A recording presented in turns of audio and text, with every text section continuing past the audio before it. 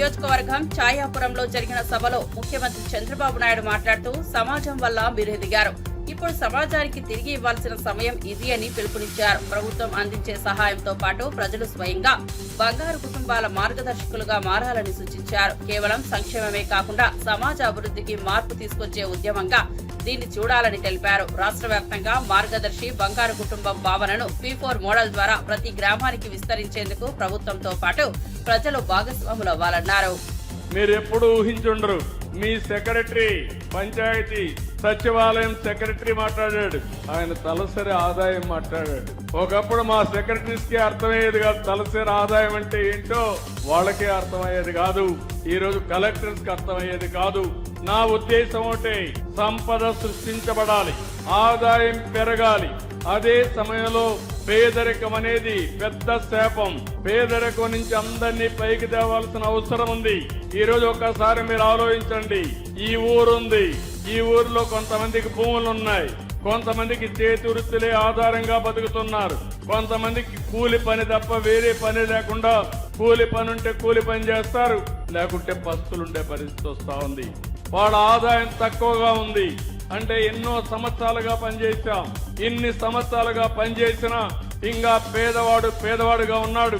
డబ్బులుండేవాళ్ళు మాత్రం ముందుకు పోగలుగుతున్నారు. ఇంకొక విషయం కూడా మీరు గుర్తుపెట్టుకోవాలి, ఆర్థిక సమస్యలు వచ్చాయి, రోడ్లు వేసాం, కరెంట్ వచ్చింది. ఈ రోజు ఇక్కడ చూస్తే విండ్ మిల్స్ వచ్చాయి, గాలిమరలు వచ్చాయి. ఇక్కడ కరెంటు కూడా తయారు చేసి దేశం అంతా పంపిస్తున్నాం. దీని వల్ల చాలా మంది డబ్బులు సంపాదిస్తున్నారు. మనకు వస్తువులు వచ్చాయి, వాళ్ళకు డబ్బులు వచ్చాయి. కానీ ఆర్థిక అసమానతలు పెరుగుతున్నాయి. కొంతమంది జీవన ప్రమాణాలు పెరగడం లేదు. అందుకే నేను ఆలోచిస్తున్నాను, ప్రభుత్వం ఇచ్చే అన్ని సంక్షేమ కార్యక్రమాలు ఇస్తాం, అభివృద్ధి చేస్తాం. అదే సమయంలో నిరుపేదలుగా ఉండడానికి వీలు లేదు. నిరుపేదలకు అండగా నేనుంటాను. ఎవరైతే ఈ సమాజంలో 10 రూపాయలు సంపాదించారో మీరు కూడా ఆలోచించుకోవాలి, సమాజం వల్ల మీరు పైకి వచ్చారు. ఆ సమాజం ఇంకా కూడా ఇబ్బంది పడతా ఉంది. ఒకప్పుడు నేను ఒక పిలిపించాను, జన్మభూమి పిలుస్తుంది, రా కదిలి రా అంటే విదేశాల్లో ఉండే వాళ్ళు వచ్చి ఆ ఊర్లో స్కూల్ బిల్డింగ్లు కట్టారు, రోడ్లు వేశారు, కొన్ని పనులు చేశారు, సమాజం కోసం పనులు చేశారు. ఇప్పుడు నేను ఇచ్చే పిలుపు, నీతో సమానంగా పుట్టినవాడు ఇంకా అట్టడుగునున్నాడు, వాడిని ఆదుకునే బాధ్యత నీకుంది. మానవత్వం ఆలోచించమని పిలిపిస్తున్నాను. భారత్ పాకిస్తాన్ సరిహద్దుల్లో ఉద్రిక్త పరిస్థితుల నేపథ్యంలో తెలంగాణ సీఎం రేవంత్ రెడ్డి జాతీయ రక్షణ నిధికి తన నెల వేతనాన్ని విరాళంగా ప్రకటించారు. రాష్ట్రంలోని ఎమ్మెల్యేలు, ఎమ్మెల్సీలు కూడా తమ వేతనాలను నేషనల్ డిఫెన్స్ ఫండ్స్ కు ఇవ్వాలని ప్రతిపాదించారు. కాంగ్రెస్ తరపున ఉప ముఖ్యమంత్రి బట్టి విక్రమార్క ఈ అంశంపై చర్చించి త్వరలో అధికారిక ప్రకటన చేయనున్నారు. సైనికులకు అండగా నిలిచే ఇదే సరైన సమయమని సీఎం రేవంత్ వ్యాఖ్యానించారు. రాజకీయాలకు అతీతంగా అన్ని పార్టీల ప్రజాప్రతినిధులు స్పందించాలని పిలుపునిచ్చారు.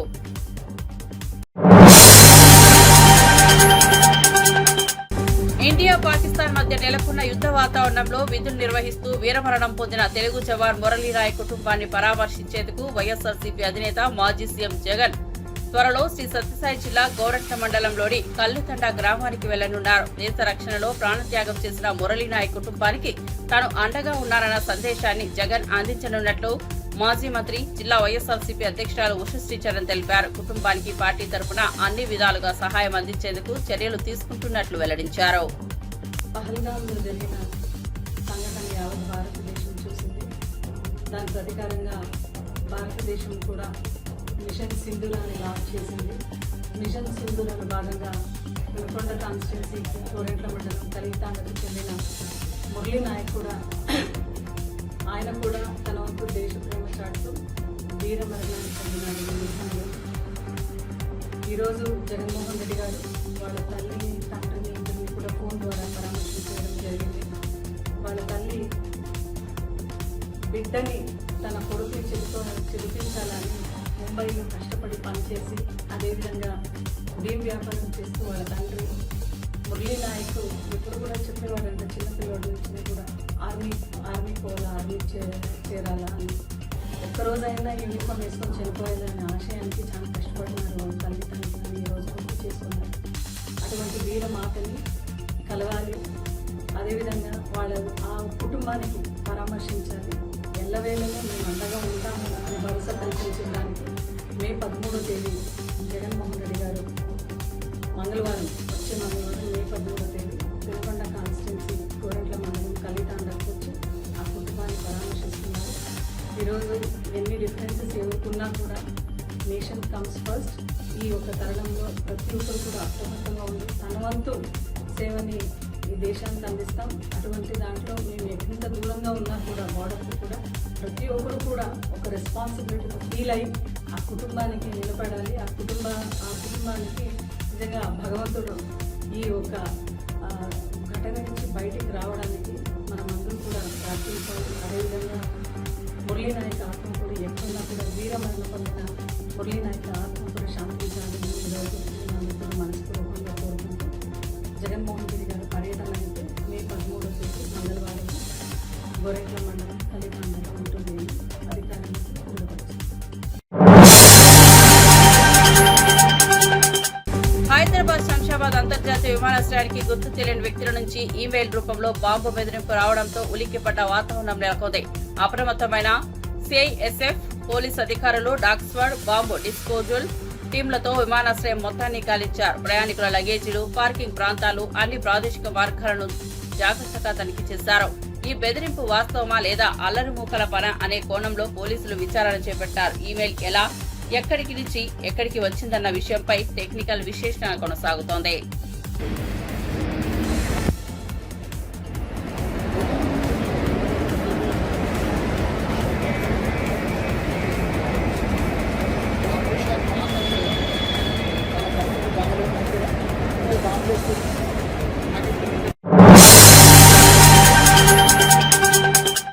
భారత్ పాకిస్తాన్ సరిహద్దుల్లో నెలకొన్న ఉద్రిక్త పరిస్థితుల్లో ప్రముఖ నిర్మాత అల్లు అరవింద్ దేశ రక్షణలో భాగంగా ఉన్న భారత సైనికులకు మద్దతుగా నిలిచారు. సింగిల్ సినిమా సక్సెస్ మీట్ సందర్భంగా ఆయన మాట్లాడుతూ ఈ చిత్ర కలెక్షన్ లో ఒక భాగాన్ని సైనికుల సంక్షేమానికి విరాళంగా ఇవ్వనున్నట్లు ప్రకటించారు. ప్రస్తుతం సైనికులు ప్రాణాలను పణంగా పెట్టి యుద్ధ పరిస్థితులలో పనిచేస్తుండగా ఉత్సవాలు జరుపుకోవడం తగదని భావించి ఈ నిర్ణయం తీసుకున్నట్లు వివరించారు.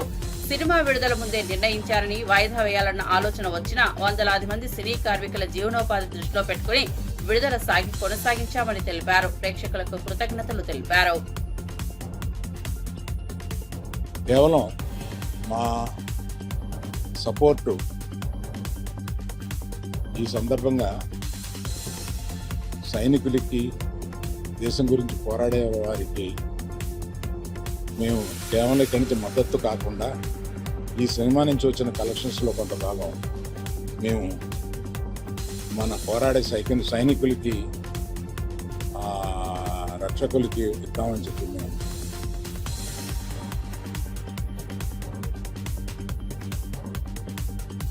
మేము యాక్చువల్గా ఈ సినిమా రిలీజ్ డేటు అనౌన్స్ చేసిన తర్వాత ఈ ఉద్రిక్తత వచ్చింది.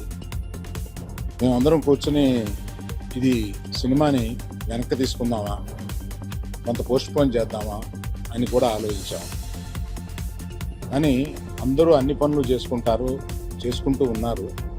మనం కూడా మన పని చేసుకుందాము అనేది కాకుండా సినిమాని తీయడానికి 300-400 మంది ఇక్కడ కష్టపడమే కాకుండా అనేక వందల థియేటర్లో దీన్ని రిలీజ్ చేస్తాము. ఆ 100 థియేటర్లో అనేక కుటుంబాలు వీటి మీద ఆధారపడి ఉంటాయి. అందరూ పని చేసుకుంటున్నారు కనుక ఇది రిలీజ్ చేసినందుకు మాత్రం తప్పుగా రాదనే ఒక ధైర్యంతో ఇది తీసుకున్నాం. సో ఒక పరిపాటిగా ఇవాళ దీన్ని ఇక్కడికి వచ్చి మేము ప్రేక్షకులకి కేవలం కృతజ్ఞత చెప్పుకుందామని వచ్చాం. సో ఇక సినిమా గురించి మాట్లాడతాను. ఈ సినిమా చాలా ఆహ్లాదకరంగా ఉండడానికి మొదటి నుంచి ప్రయత్నించాము. ఆ ప్రయత్నం మాది సఫలమయ్యి ఇవాళ పొద్దున్న థియేటర్లో చూస్తే ఆ రియాక్షన్ చూస్తే మాకే మేము అనుకున్న దానికన్నా ఎక్కువ ఇంత రియాక్షన్ వచ్చింది ఏంట అనే ఒక ఫీలింగ్ వచ్చింది.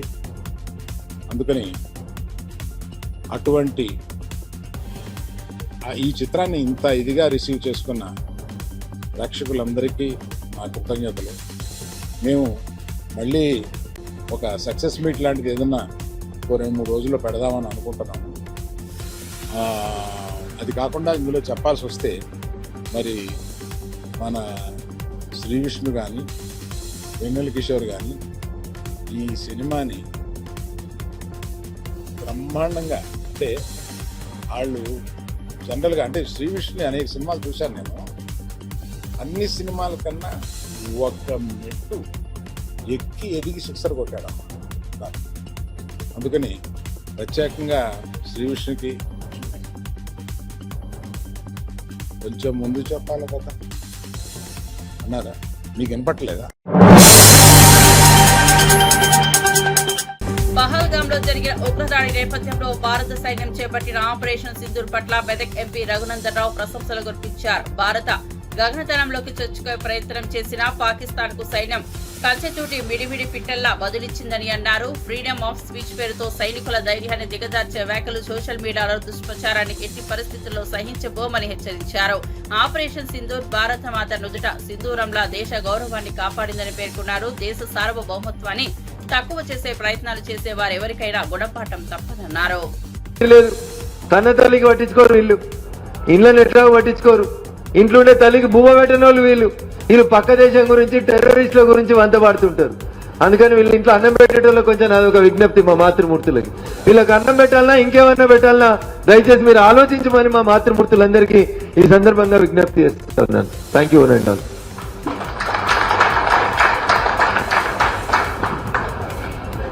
ఏమైనా ఉందా? అడగాల్సింది ఏమైనా ఉందా మీడియా మిత్రులు?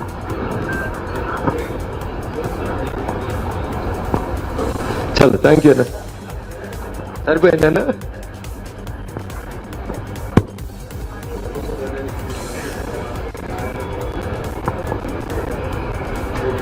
వేదిక మీదకి నున్న రవి గారిని, అలాగే విజయరాజు గారిని కూడా రావాల్సిన ప్రార్థిస్తూ, ఈరోజు ప్రపంచం అంతా కూడా భారతదేశం వైపు చూస్తుంది. శాంతి కాముకులైన భారతదేశాన్ని రెచ్చగొడితే ఏ విధంగా నరేంద్ర మోదీ గారి నాయకత్వంలోని భారతదేశం ఈరోజు తన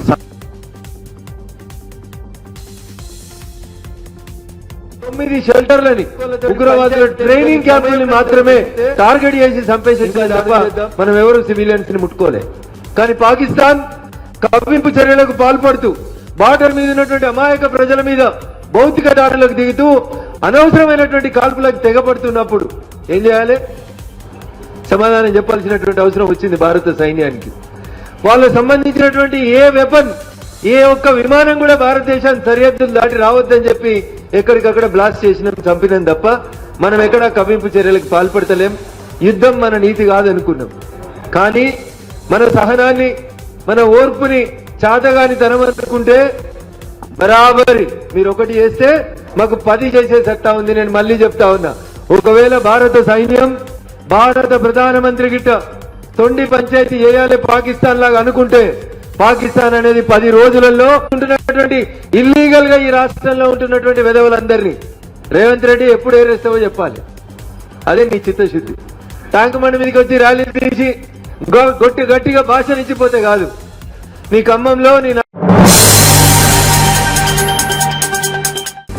పాకిస్తాన్ పై భారత ఆర్మీ చేపట్టిన ఆపరేషన్ సింధూర్ కు కేంద్ర ప్రభుత్వానికి, భద్రతా బలగాలకు కాంగ్రెస్ పార్టీ సంపూర్ణ మద్దతు ప్రకటించింది. గాంధీ భవన్ లో మీడియా సమావేశం నిర్వహించిన ఎంపీ చామల కిరణ్ కుమార్ రెడ్డి మాట్లాడుతూ యుద్ధం రాజకీయాలకు అతీతమైనదని స్పష్టం చేశారు. గతంలో లాల్ బహదూర్ శాస్త్రి, ఇందిరాగాంధీ, వాజ్పేయి హయాంలో జరిగిన యుద్ధాల్లో కాంగ్రెస్ ఎలా దేశం వెనుక నిలిచిందో గుర్తు చేశారు. ఆపరేషన్ సింధూర్ లో మహిళా అధికారుల సాహసాన్ని ప్రశంసించారు. పాక్ ఉగ్రవాద కేంద్రంగా మారిందని, ప్రపంచానికి భారత్ దీన్ని చాటి చెప్పిందన్నారు. ఐఎంఎఫ్ ద్వారా పాక్ నిధుల మంజూరుపై ఆగ్రహం వ్యక్తం చేస్తూ ఉగ్రవాదాన్ని అణిచివేయడంతో దేశం మొత్తం ఐక్యంగా ఉండాలని పిలుపునిచ్చారు. సిడబ్ల్యూసి సమావేశాలు నిన్న కూడా ఏర్పాటు చేసి భారతదేశ వ్యాప్తంగా కూడా అన్ని పార్టీ యూనిట్స్, త్రివిధ దళాలు చేసినటువంటి కార్యక్రమానికి వారికి సాలిడిటరీగా కార్యక్రమాలు తీసుకోవడం జరిగింది. నిన్న చూస్తే మన ముఖ్యమంత్రి రేవంత్ రెడ్డి గారు కూడా అధికారులు, ఆర్మీ సిబ్బందితోటి నిన్న వివిధ దళాలకు ఒక ర్యాలీ నిర్వహించడం జరిగింది. కాంగ్రెస్ పార్టీ రాజకీయాలకు అతీతంగా ఎట్టి పరిస్థితుల్లో ప్రభుత్వానికి మద్దతు ఇవ్వాలని, ప్రభుత్వంతో పాటు ఆర్మీ తీసుకునేటువంటి నిర్ణయాలన్నింటినీ కూడా భారతదేశ వ్యాప్తంగా కూడా కాంగ్రెస్ పార్టీ తరఫున, కాంగ్రెస్ పార్టీ ఏ కార్యక్రమం తీసుకున్నా వారికి సానుకూలంగా, వారికి మద్దతు ఇస్తూ తీసుకోవాలనే నిర్ణయం సిడబ్ల్యూసి సమావేశాలు 2 సార్లు పెట్టడం జరిగింది ఈ మధ్యకాలంలో. పాకిస్తాన్కి, భారతదేశానికి పాకిస్తాన్కి మధ్యన యుద్ధం ఇది 5వ ఇప్పుడు జరుగుతుంది. ఎయిర్ స్ట్రైక్స్, డ్రోన్స్ ద్వారా, మిజైల్స్ ద్వారా జరుగుతున్న ఈ స్ట్రైకే కాకుండా గతంలో కూడా పాకిస్తాన్కి భారతదేశానికి మధ్యన 4 సార్లు యుద్ధం జరగడం జరిగింది.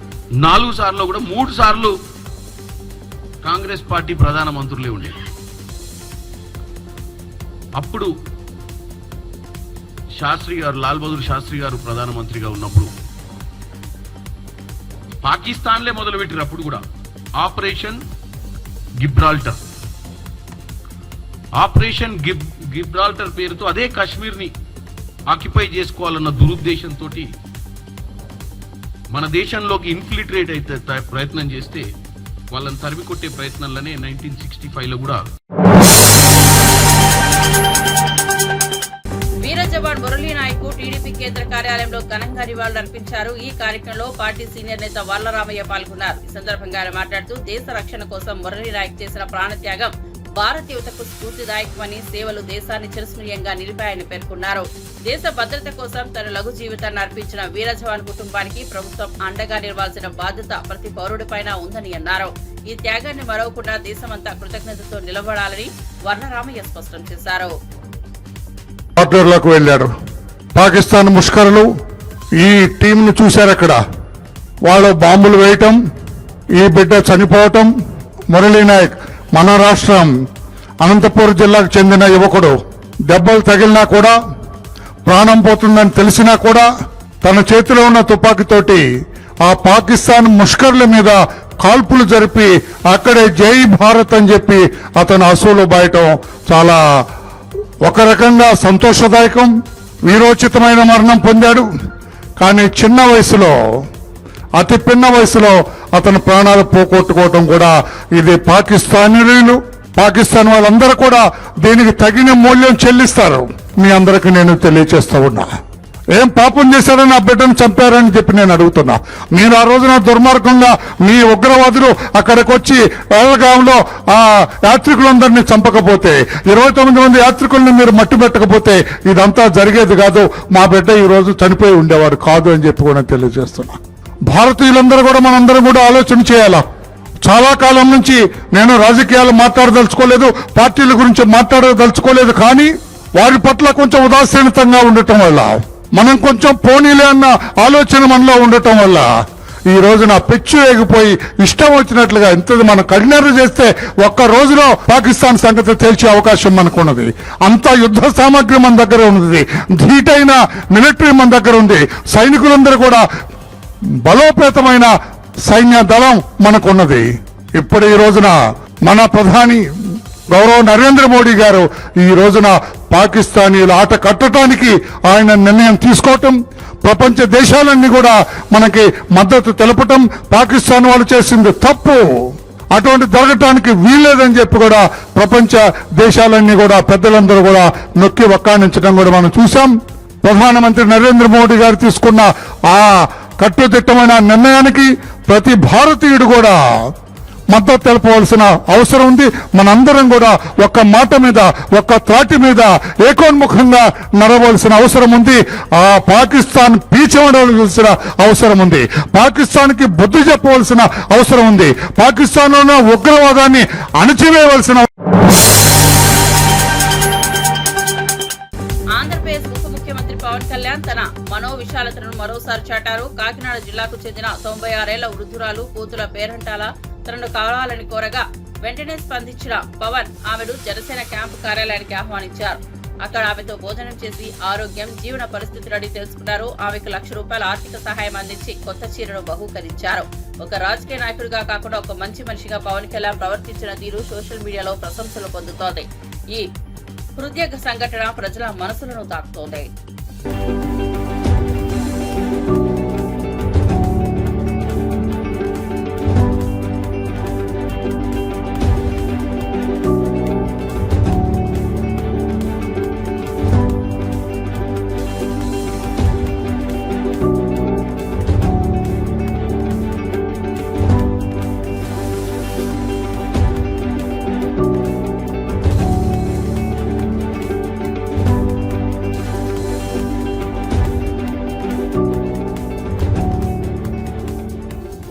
పెద్ద నమ్మకారం అయిపోయినాడు బాబు. నన్ను నేను చూడలేనమ్మో అనుకున్నానండి. నేనే వద్దాం అనుకున్నా, కానీ వస్తే మీకు మీ ఇంటికి వస్తే ఇలా కూర్చోలేము కదా. యాక్చువల్ వద్దాం అనుకున్నా ఈ రోజు, కానీ నేను వస్తే మొత్తం గోల అయిపోద్ది, మీకు ఇల్లు మళ్ళీ ఇబ్బంది అయిపోద్ది అని చెప్పి సరే మామగారిని పిలుచుకున్నాం.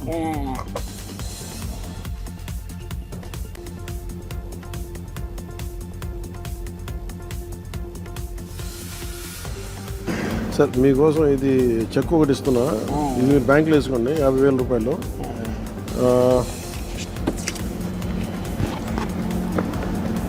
ఇదేమో మీకు చీర, ఇందులో ఒక 50,000 క్యాష్ ఉంది. మీరు 20 ఇల్లు కట్టాలని ఏదైనా కట్టాలని అవసరం చేసి పెడతాను. ఇంకా మీకు ఇందులో పెట్టానా ఈ రెండు?